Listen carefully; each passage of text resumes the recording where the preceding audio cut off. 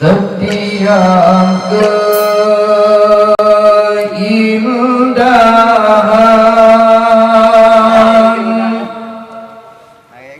yang tampak oleh mata,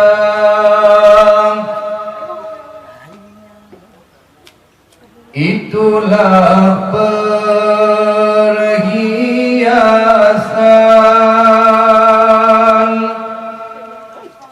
perhiasan terindah. Setiap keindahan yang tampak oleh mata, itulah perhiasan, perhiasan dunia. Namun yang paling indah di antara semua hanya istri salehah, istri yang salehah.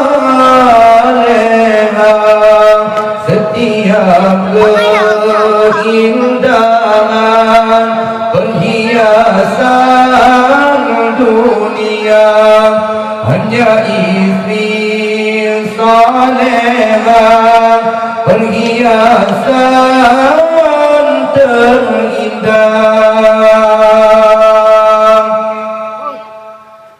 Hanya istri yang beriman bisa dijadikan teman di setiap kesusahan, selalu membawa hiburan. Hanya istri yang salehah yang punya cinta sejati, yang akan tetap setia dari hidup sampai mati, bahkan sampai hidup lagi. Setiap keindahan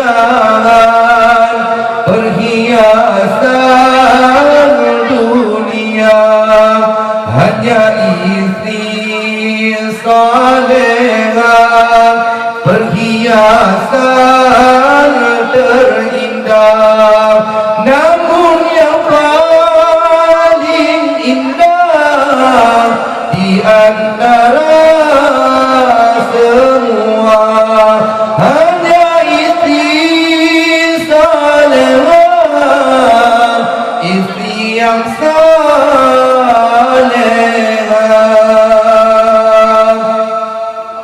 Hanya istri yang beriman bisa dijadikan teman di setiap kesusahan, selalu membawa hiburan.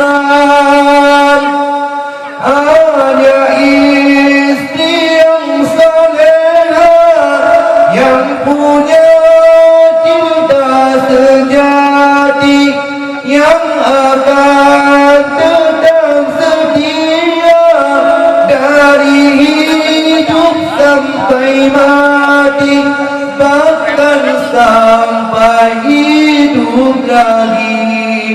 Setiap keindahan perhiasan dunia hanya istri salehah, perhiasan